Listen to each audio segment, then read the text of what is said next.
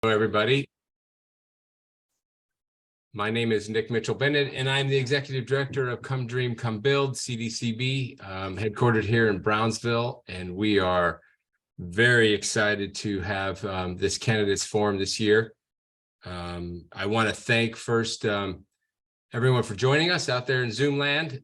Maybe you thought you were over with Zoom, but we found that this is a much more impactful way to let everybody get to know the candidates, and we've done this the last couple of years.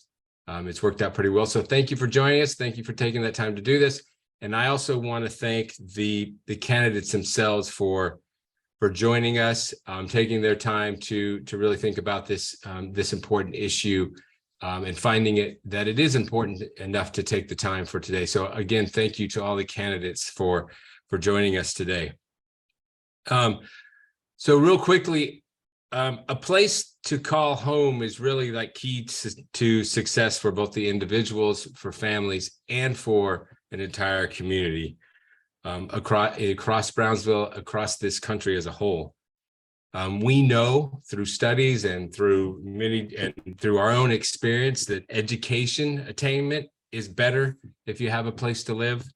We know that healthcare outcomes are better if you have a place to live. We know that job performance is better if people are living in safe and sanitary affordable housing. Just for the families, life is better with a safe place to live. But also for the community as a whole, when the community has a place to live and call it affordable, communities grow economically when everybody is housed. Businesses do better when their employees are housed, and the government runs smoother when people have a place to live.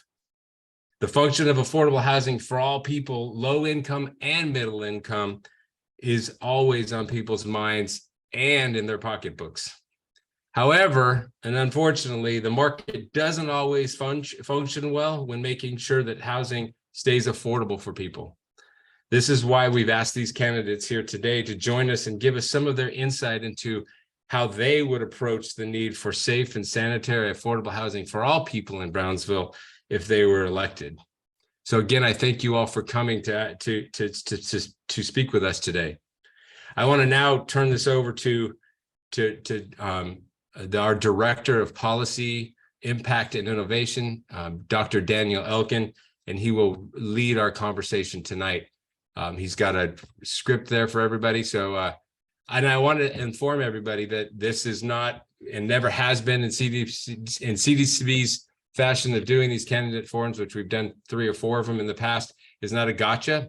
All of the candidates receive the questions because we want them to be educated on it, want them to look into it, and they all were given the ability to see those and have those. So, no surprises here. This may not be what you're looking for, but what is what we're looking for. We're looking for educated folks that really want to do this for us. So thank you. And Daniel, I'll turn it over to you. Thank you, Nick.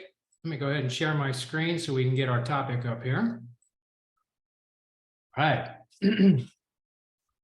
So as Nick mentioned, I'm Dr. Daniel Elkin, Director of Policy here at CDCB, and I will be the moderator of today's forum.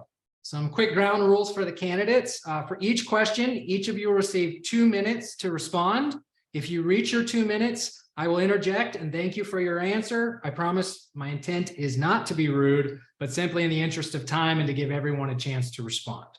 For our first 2 questions, we have a predetermined order of who will respond, chosen at random within each race. We will begin with the mayoral candidates and proceed to the commissioner at large, and then District 1, and we will conclude with District 2. For the audience, please submit your questions in the chat as the forum goes on. And once we have addressed all of our questions with the candidates tonight, Tamara Longoria, our policy analyst, will ask the candidates your questions. Okay. With all of that said, our first topic tonight will be on single-family home ownership.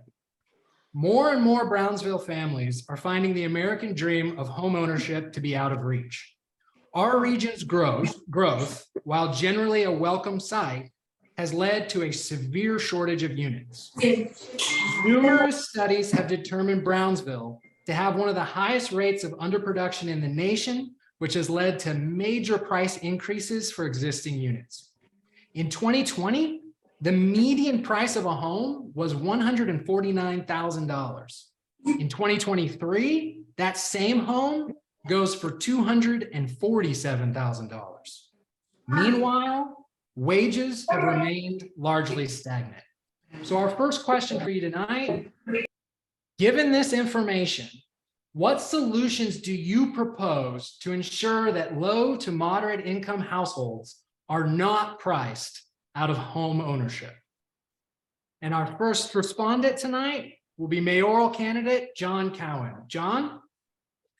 Hi, good evening, and thank you for this important question. I think that's going to be it is a major issue, and will continue to be a major issue as we continue through our growth phase here in our city. Right, we have obviously SpaceX and the new LNG facility that's going to be starting this year. That's going to increase the amount of pressure on our low to moderate income families. So we just really need to make sure that we're communicating with organizations like CDCB and the people like the Housing Authority to see what the issues are, and making sure that we're being proactive in addressing them. I think making sure that we're communicating with developers that want to service this segment, and making sure that they that the city's resources are geared towards making sure that we're increasing the inventory of that price range. And I know we can use CDBG funds to help with down payment assistance, and I think that's a great strategy. We need to make sure that we can prioritize that and make sure that we can service all the other needs that those funds are used for as well. But I think that's going to be a major issue as we continue to grow, and as you said, incomes are not rising at the pace of home costs here in Brownsville. Thank you, John.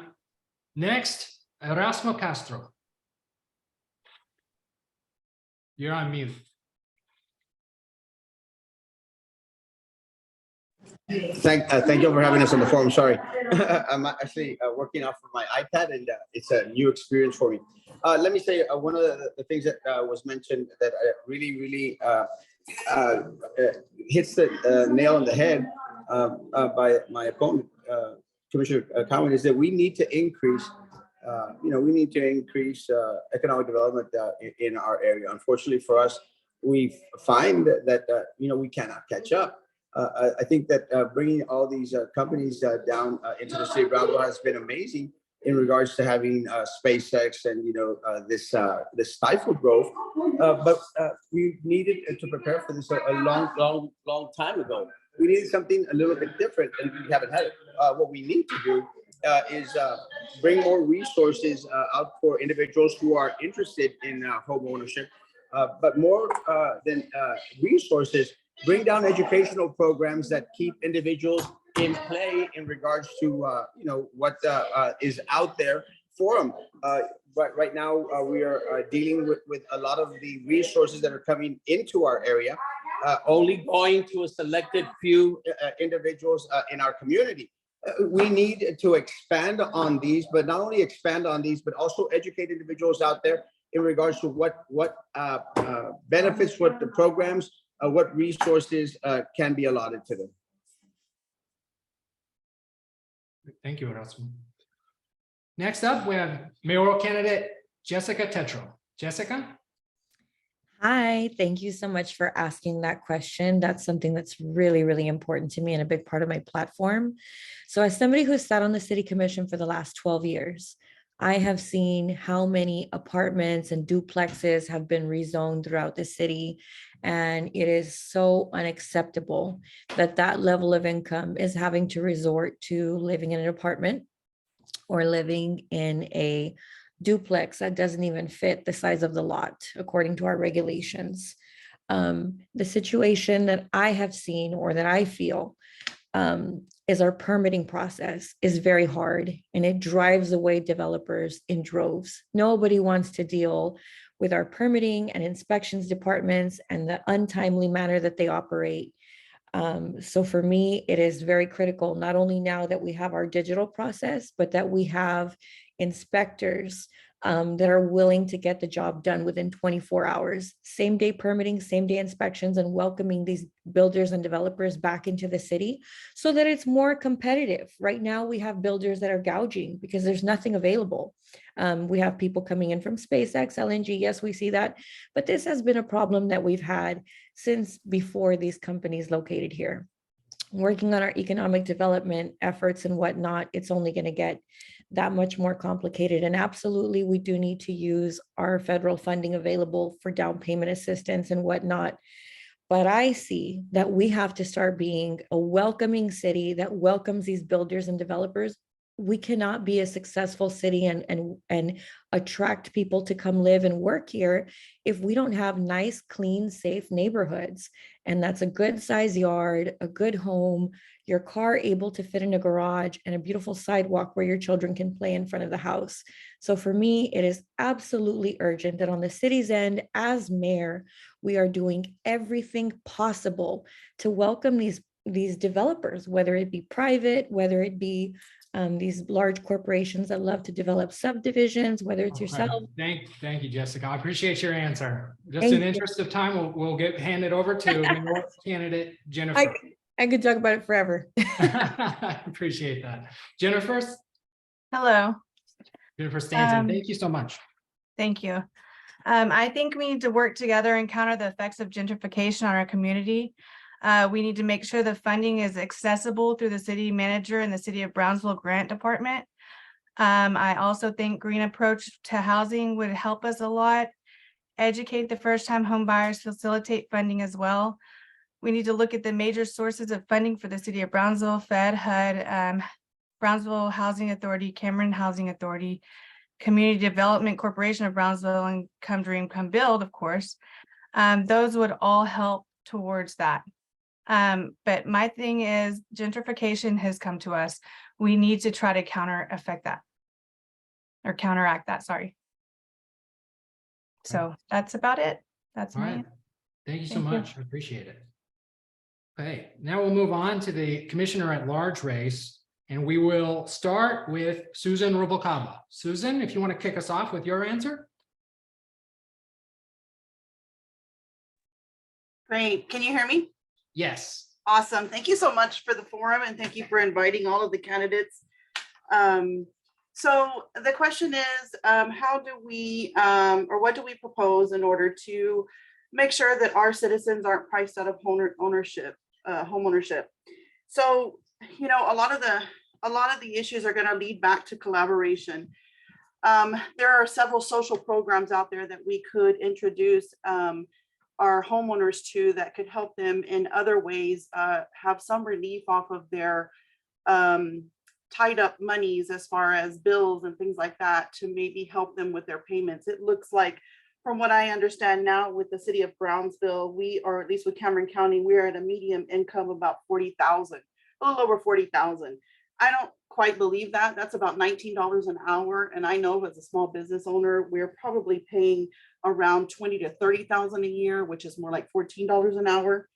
And our rent, you know, should be about a third of that. And I think it's up to about 40 or 50% of that now. So I think we need to collaborate with social programs to help them relieve their monies in other areas. I think we need to educate and train, have some sort of collaboration with more training on our citizens so that they are able to have a little more income, so that they have the value of owning a home on their own. And then maybe credit repair counseling so that they get lower interest rates when they are able to. We already have CDCB and other companies that help with the down payments to get them into the home. And I think it's maintaining that home ownership and then getting those people that have other problems where CDCB can help them with the down payments. They have other issues that they're not able to get into that home. Of course, exactly what everybody else has probably said or was going to say, you know, the permitting problem, and the developers are shied away from this. So we don't have the developers coming in and giving us a bulk of affordable homes. We have one home here that comes up. And of course, they're going to be priced outrageously because we just don't have enough. We don't have an abundance of them. So supply and demand is a real issue with that. And of course, they're going to be outpriced. So again, I think we need to go back to actually to the citizen and help the citizen improve their financial status so that they're able to buy a home and stay in the home. Thank you, Susan. I appreciate that. We'll move on to District 1 Commissioner race, and we will start with Brian Martinez.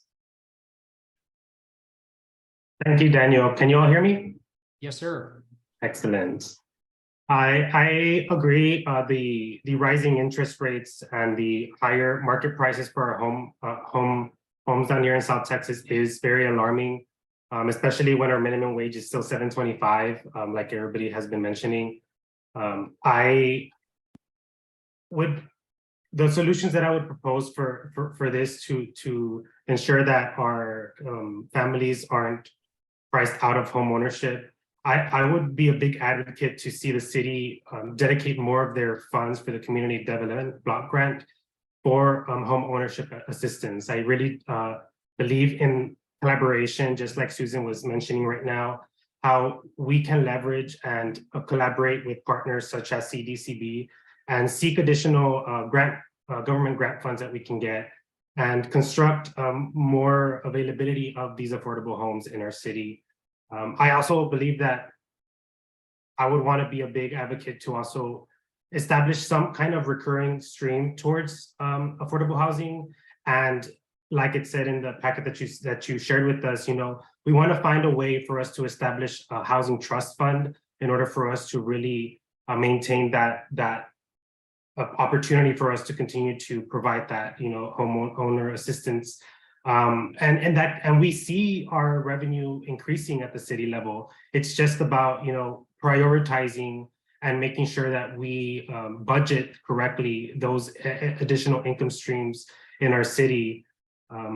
As a city leader, I would work to find the solutions to best serve the Brownsville community and the affordable housing situation. Thank you. All right. Thank you, Brian. All right, now moving on to the District 2 Commissioner race, and we will start with Katy Presas.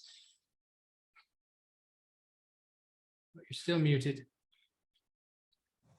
There we go. You're good. Hi, thank you for having us here. It's an opportunity to share what we bring and the knowledge that we have. Definitely the state of Texas has had an increase of the pricing in our homes going up, but we have a factor also that is your property taxes. It starts all with the developers. So the developers, the prices are high because when a developer wants to develop, he's got all the costs.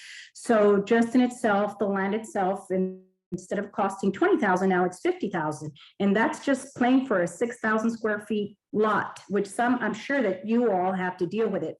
I firmly believe in your program because you help a lot of the people that are in the bracket that they can't see anymore, those prices that we used to see. I can tell you that right now, any home between the price range of 100,000, we're not going to find anymore. But there's still that price range that we need between 120 to 170. The percentage of people purchasing homes in that bracket is a lot higher than 20%. So we are leaving and excluding those people because of the high prices that we've seen. Everything started right after COVID. Unfortunately, we couldn't get the material. The construction was not out there. We have builders that are building as quickly as they can, but due to the fact that the cost was so expensive for them to build because of the prices of the material, which I know that now the material has gone down, but even if you were to say your program wants to build 100 homes, just for you, the cost for the land is not inexpensive. It's very expensive now. So for people that are making a salary of $30,000 a year, they're not really going to be able to afford a $170,000 home. So yes, our salaries are low. And as leaders, we need to start looking at that. Prices will decrease once we see more homes on the market because there's going to be more competition. Right now, there's a demand and there's not enough. But being a realtor, believe me, we go through the aches and pains. And Thank you, Kati. Thank you. Perfect. Yeah, Mhm. thank you so much. I appreciate it. And now we'll move on to Ernesto Lopez. How y'all doing? Can Hello. Hi, Ernesto. We can hear you. okay. So one of the things that well, actually everybody said really good points. Bringing more economic opportunities, of course, can increase the income of people so they can meet more of the amount of the prices of the homes. Educating the buyers for the other programs that the city of Brownsville has, county and state and federal. And one of the things for sure is the permitting. I'm a developer, and one of the things that we have trouble with is the process of inspections. So we can build fast, but not fast enough because the inspections delay. By the time that we're finished with the homes already sold. And if there was an easier process for permitting and inspections and also for subdivision development, I believe that having more land available, it will be easier for people to buy affordable land. Because right now all the land is taken, so the land is getting more expensive and more expensive. Because the material went down, but the land is still the same because there's not a lot of land ready to be built on. Basically, that's it. Thank you, Ernesto. Okay. That'll bring us up to our next topic, which will be really concerned with renters. The situation for Brownsville area renters is not much better than those that for aspiring homeowners. The same market forces operating against those aspiring homeowners is also impacting rental prices in general. We've seen rental prices increase over the last 3 years, leading to a situation wherein 68% of Brownsville renters are either cost burdened or extremely cost burdened. What does that mean? It means that 30 to 50% of their paychecks goes to housing costs right off the bat.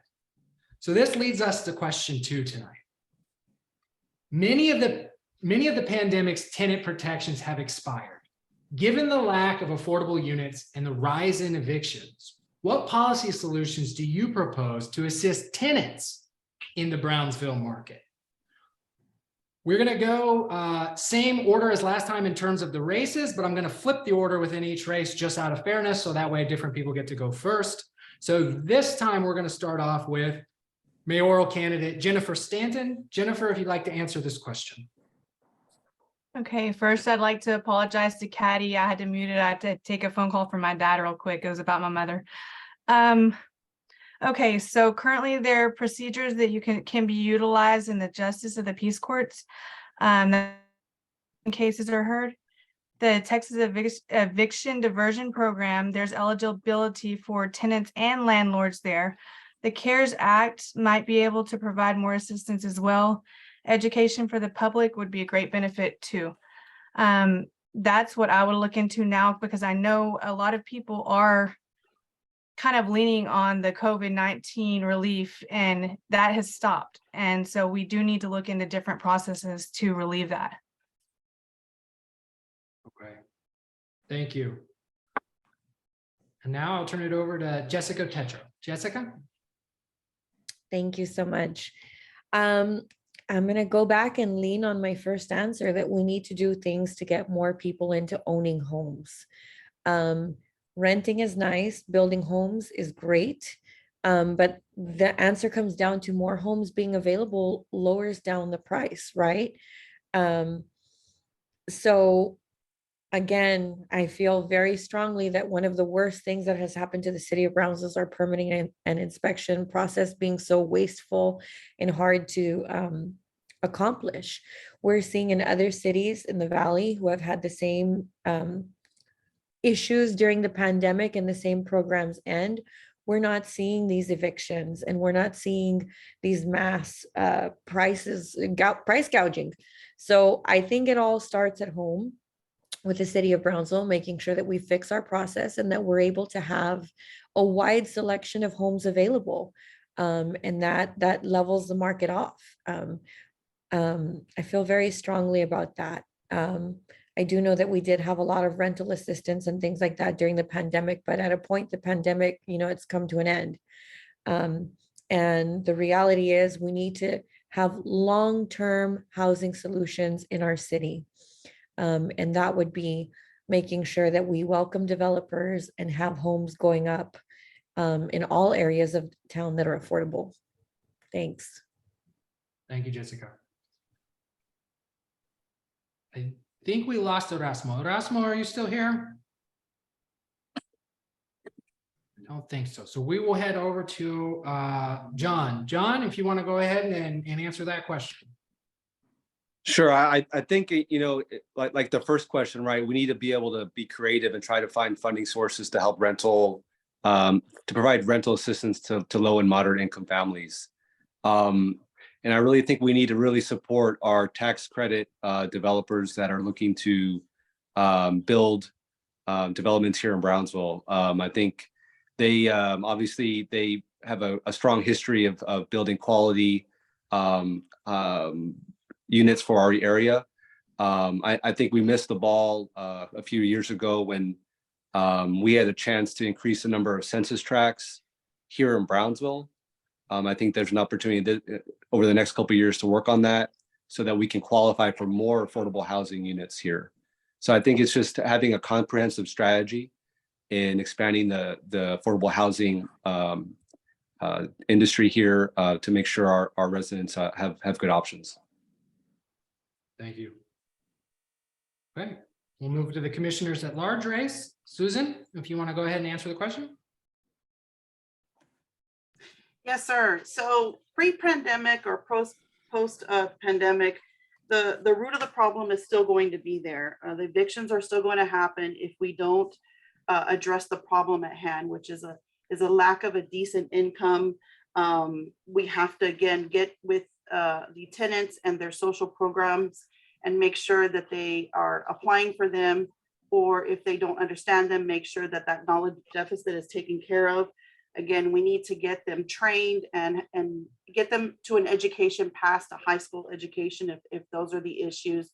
And as far as assistance financially, this goes back to balancing the budget, balancing the city budget and redirecting funds into a contingency fund when we have crises like this, that we can actually have, when we have situations like this, that we can have the money in order to assist these renters or other housing issues, when the pandemics happen and right there after it. Were you stopping me? Was I out of time? No, you still have. Oh, okay. I'm sorry. So again, I go back to, like I said, these evictions are going to happen regardless of a pandemic or not, if they're already in a financial strapping situation. So we need to go back to that root of that problem and fix it within the citizens with education and assistance on other levels. Thank you. Thank you. Appreciate it. All right. So for now, District 1 Commissioner's race, I'll turn it over to Brian Martinez. Brian? Thank you, Daniel.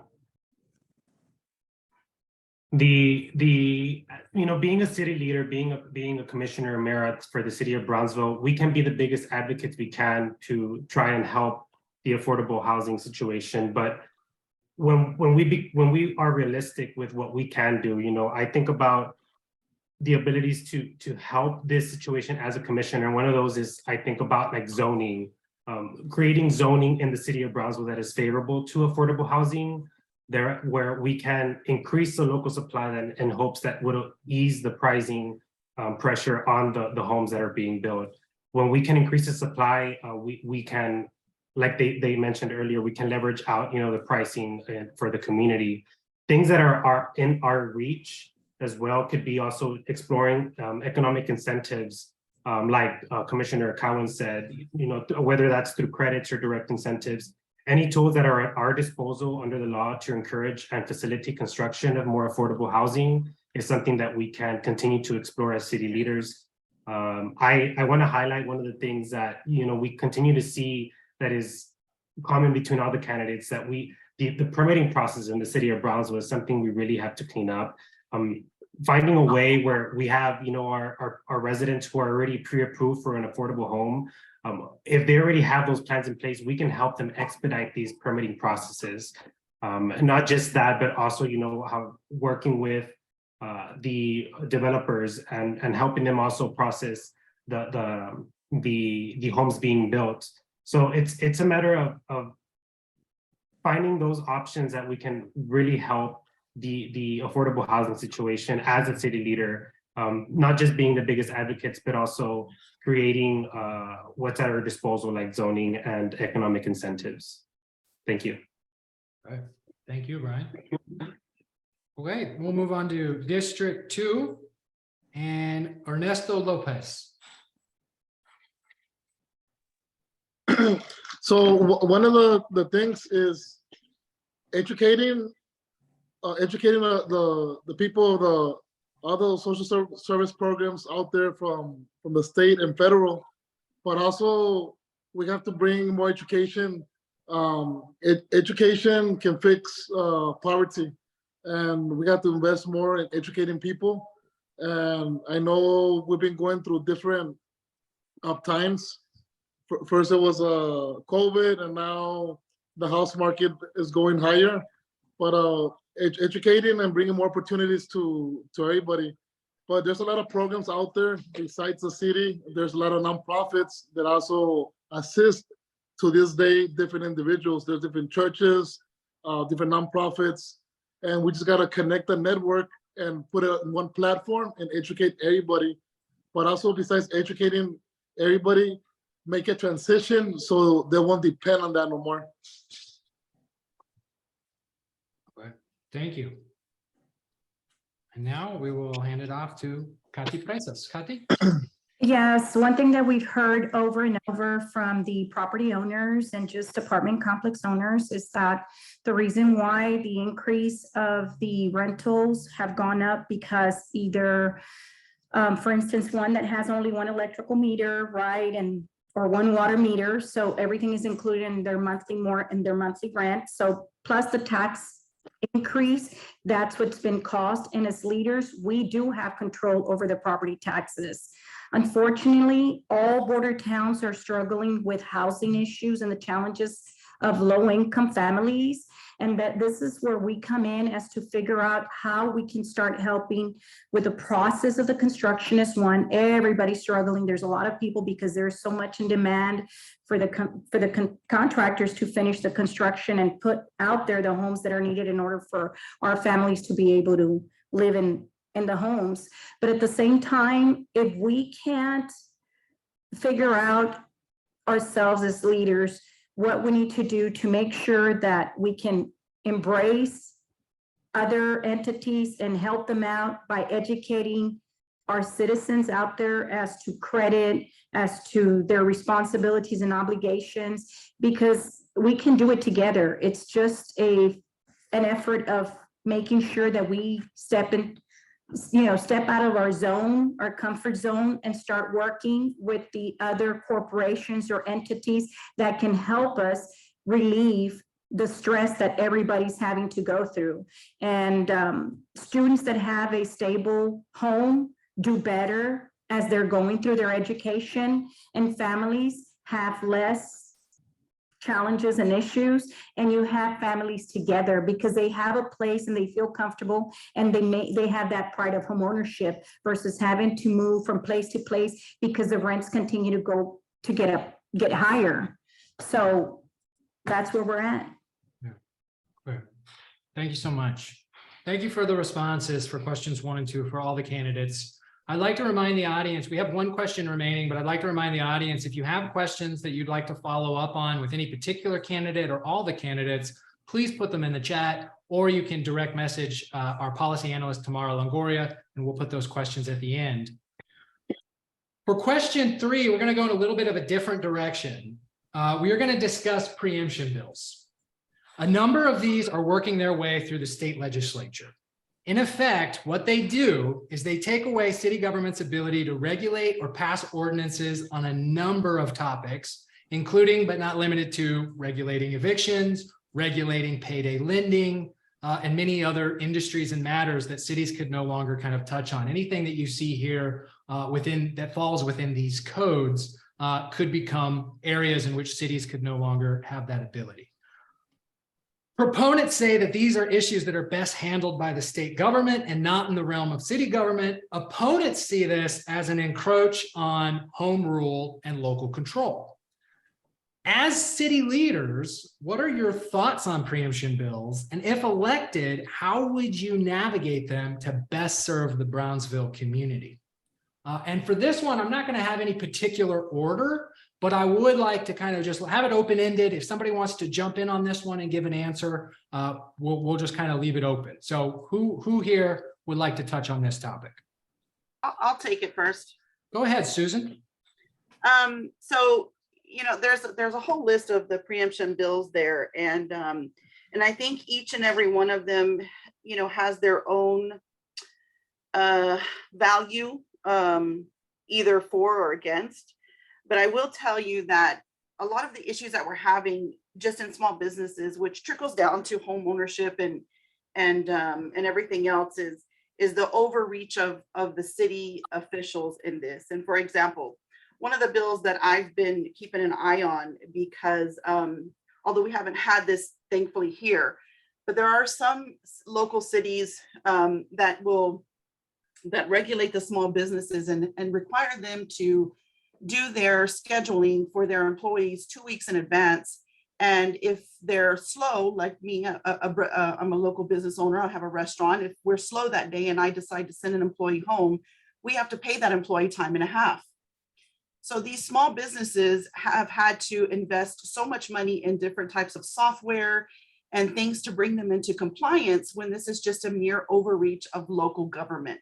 And so what happens to that? That trickles down to the people. It trickles down to the employees, because then we can't pay them as much and then they can't afford housing. So it's really a domino effect. So as far as the bills that are coming up, I mean, each and every one of them is going to be very important to keep an eye on and see, is it really going to be beneficial for us or not, and then work around it. But things like this, I mean, when you're talking about a local government being so overreaching by so much that it causes closure of small businesses or an increase in cost, therefore a decrease or stagnant in pay, our citizens suffer from that. And so that's what I feel about this, that we don't want our local government to go too far that affects us as a whole. Thank you. Thank you, Susan. Thank you for sharing your perspective. Any other candidate would like to jump in on this? I'd like to go next, Daniel, if I may. Yes, please, Brian. Thank you. My perspective on this topic is, you know, the state of Texas is a really big state, and every area of the state really is different in its own. Us as a border community, I think that we have different needs as those large metropolitan areas in the state. And the same token goes to the resources that are available to all those different areas. So it's not a one size fits all approach for these preemption bills. I believe as a city leader, I would want to work with our local officials or county officials and lobby those elected officials also in Austin so they can fight any efforts that are brought up by the state to preempt any local decisions of this matter. I believe that us as a city, we should be able to make these decisions and adjust all the conditions without any interference from the legislator. I believe that the legislator should be there to aid and not facilitate, to not impede on the local communities itself. Thank you. Thank you, Brian. Would like to jump in on this next? I'll go next.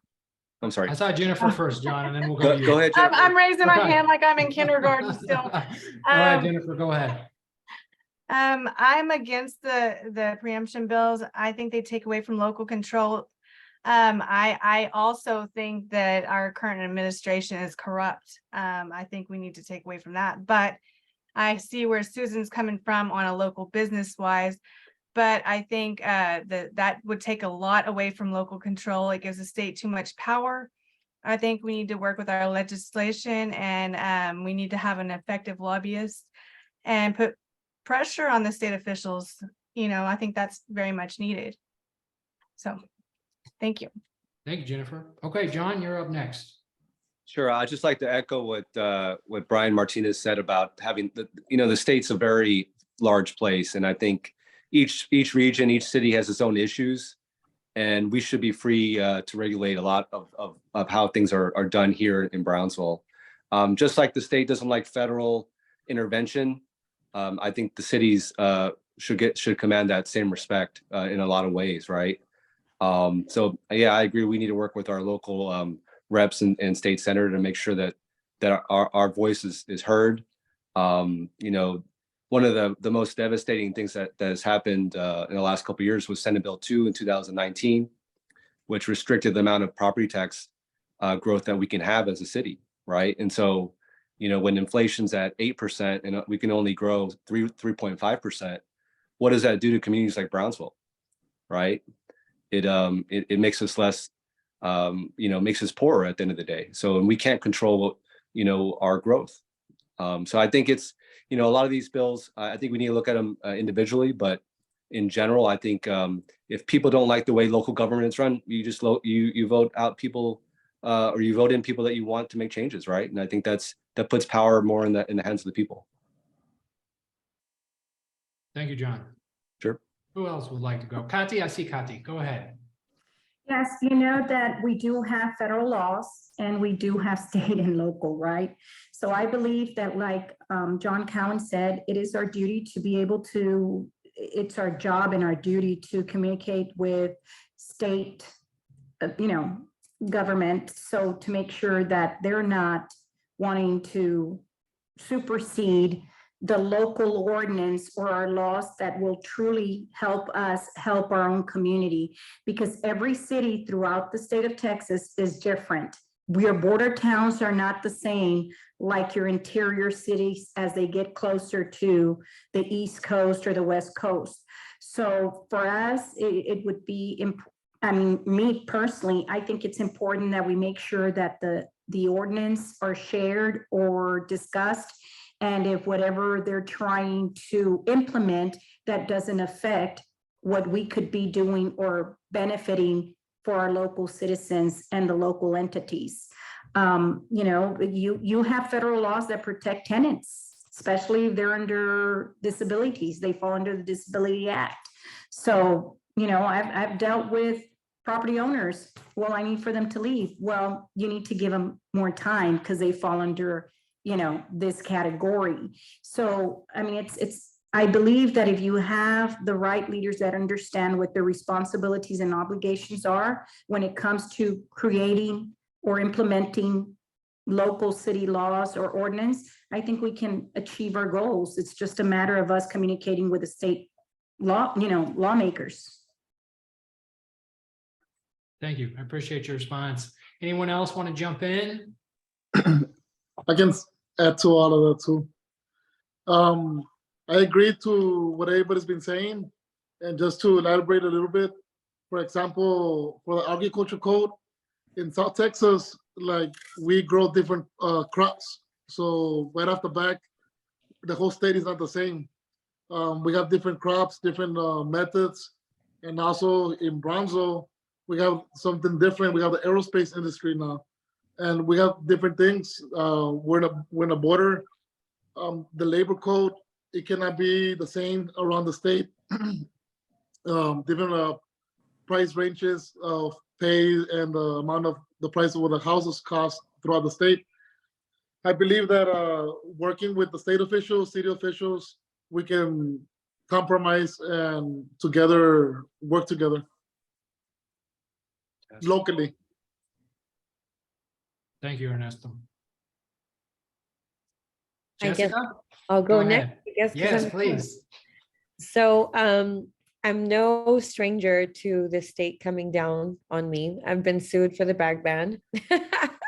I've been sued for the mask ban. I've been sued for the mask ordinance.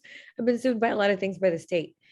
And what it comes down to is I understand that there are certain freedoms and things that as Texans we should have, but there definitely is a line that gets crossed when it's something that was helping the city that gets taken away. And so I think Brian Martinez explained it best. We're a border town and we have unique specific needs. And if it's the payday lending, it's great if it's going after those predatory lenders. But in other senses, we know that Texas loves our freedom and everything, right? Like our veterans fought for our freedom and we love it. Thank you for your service. But I think there's other times where local ordinances are there to help the community grow and be better. And so it's hard when the state comes in and hits you hard on that. The bag ban, as you all remember, yes, it was very, very annoying, but it was also a great relief when hurricane season would come and there wasn't as much maintenance that needed to be done on our drainage systems because they weren't as clogged with these plastic bags, right? So it's just one of those things that being a Texan, you gotta fight for what you believe in. Thank you so much. I appreciate it.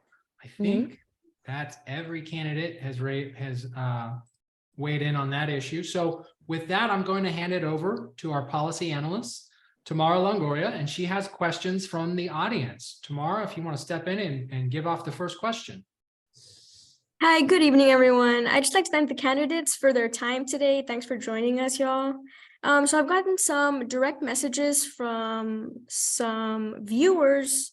So the first one's going to be, how do you plan on leveraging relationships with local, state, and federal representatives and institutions in order to advocate for affordable housing? Go ahead, Kathy.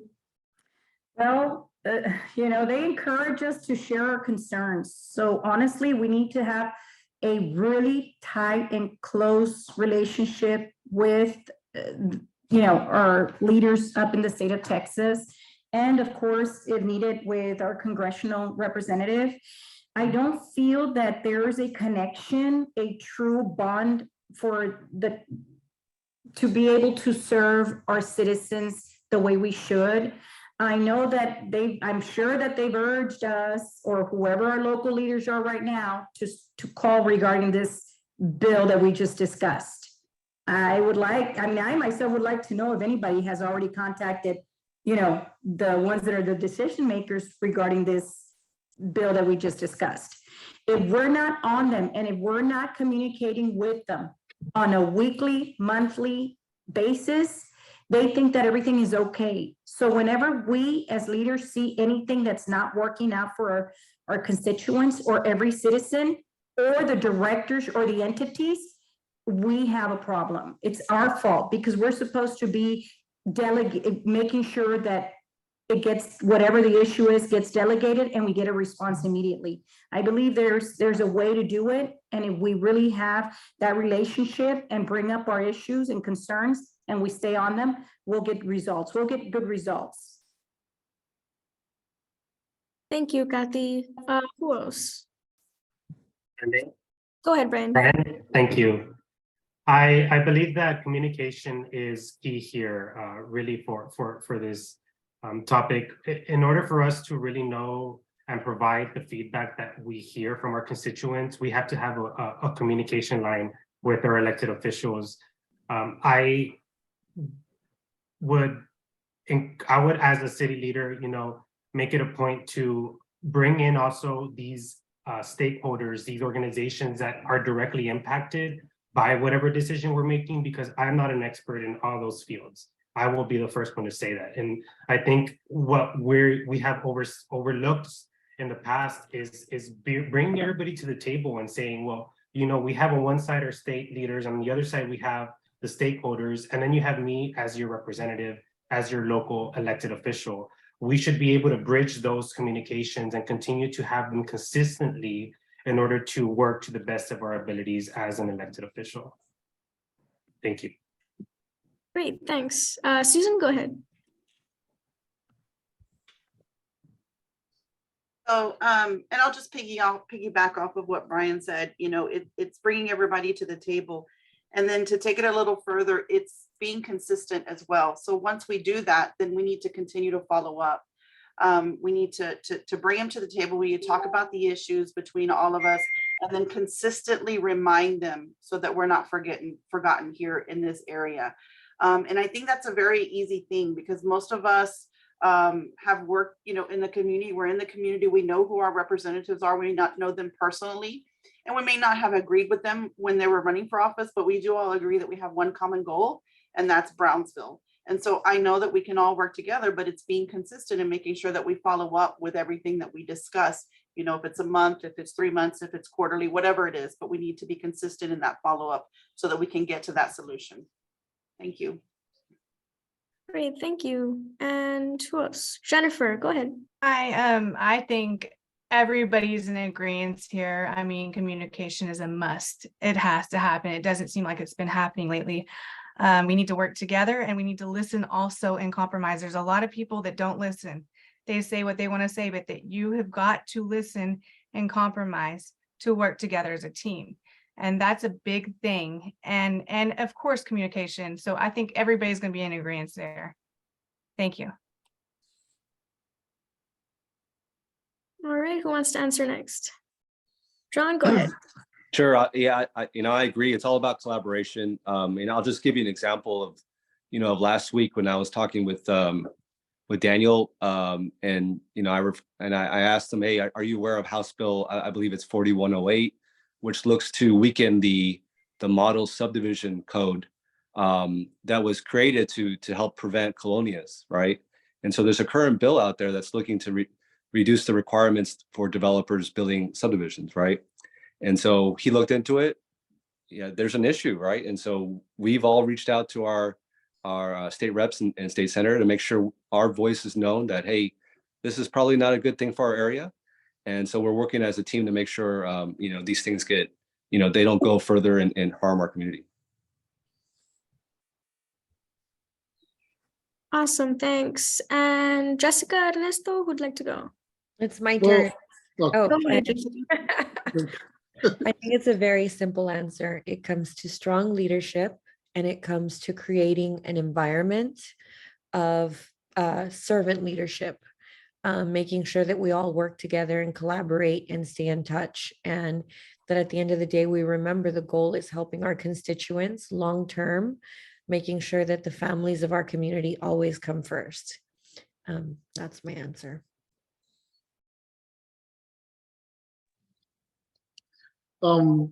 Just what agree with everybody was saying and talk to other representatives from each district, District 37, 38, 27, and also take trips to Austin with our state representatives, not just over the phone, but actually take trips to Austin so we can all work together and they can educate us and inform us on new things that we might not know. But if by taking the trip to Austin, we can get that information faster. Great, thank you. Tamara, I think we have time for one more question if we have one. Sure. Okay, so I got another question, and this is I'm sorry, I'm just going to preempt this with, I'm sure you all have done a lot of outreach, reaching out to voters all over Brownsville. So what have been the main concerns in regard to housing and community development in Brownsville that you've heard from voters, and how do you plan to address those? Okay, raise your hand if you want to go first. I'll go first. Go ahead, Jessica. From our developers to our homeowners to people who are looking to buy new homes, the number one, and businesses that are trying to open, the number one complaint has been our permitting process and how hard it is to work with our city. To me, that is goal number one to fix. I think that is something that hurts the city so bad in ways that people really don't even understand. Imagine all of the sales tax, property tax, all kinds of revenue that the city loses from developers who choose other cities over us. Think of all of the people who could be living in their first time home, right? And first time home buyers, but instead they're living in a duplex right now because that's all that was available. So for me, housing is so critical. And I think that is probably one of the number one issues that the city of Brownsville is seeing with all of the boom and activity around it. You got to think long term, where is everybody going to live? And is this going to be a good place to live? So housing is, I would even say that maybe it's a crisis. Affordable, good homes here in Brownsville. And if I'm elected mayor, that is going to be the one thing that will be my legacy. People living in good homes. Great, thank you. Can I jump on next? Okay, we'll do Ernesto, then Jennifer, then Brian.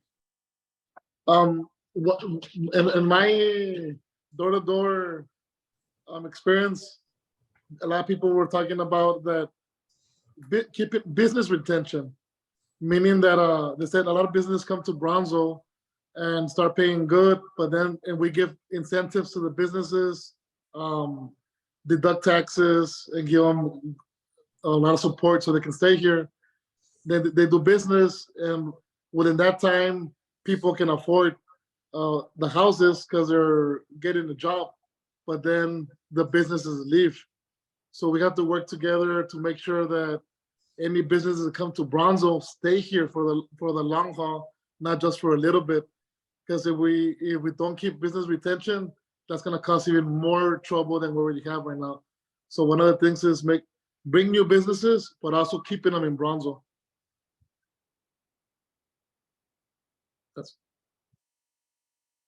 Thank you. Go ahead, Jennifer. Hi, I've been speaking about the housing crisis here during this whole process. I was suggesting modular housing. I know in the oil field back in Lubbock where they do oil field stuff, they have modular housing. And I think that could be a good case and maybe a modular for extreme cases of homelessness that we have. We could just, as a quick fix, not permanent, but I think that would be something to look into in the future. Thank you. And then we'll do Brian and then Susan. Thank you. I think one of the most common feedback I received from Brownsville residents is the lack of availability of homes in our city. I want to go back to us as city leaders, what is available to us, what's disposable, and that is helping build more affordable homes in the city of Brownsville. That can be by expanding our zoning for those kinds of homes to be built.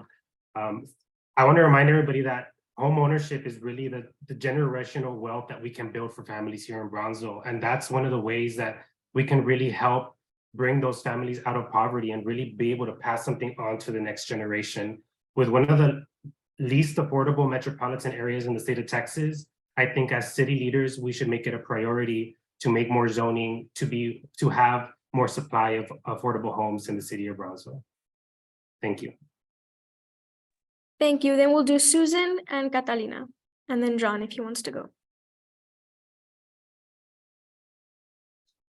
So one of the things that I've been hearing when as I'm doing my block walking and just messaging and everything else with social media is the unnecessary increase in prices. And of course, we have necessary increases in prices and things that we have to raise, property taxes and things like that. We do have times where we have to do that, but then we have times where we have unnecessary increases in charges and things. And so that overshadows and becomes very negative in the community. There needs to be a balance between that and otherwise we will never be able to facilitate any citizen in having ownership in a home, which is a very important thing just for quality of life and family and values and things like that. So I think we definitely need to work on the balancing of the budget and making sure that we have funds where we don't have to do these types of increases across the board, either property values, property taxes, PUB, those kind of things. Those costs need to remain low for the citizens. Thank you. Kathy?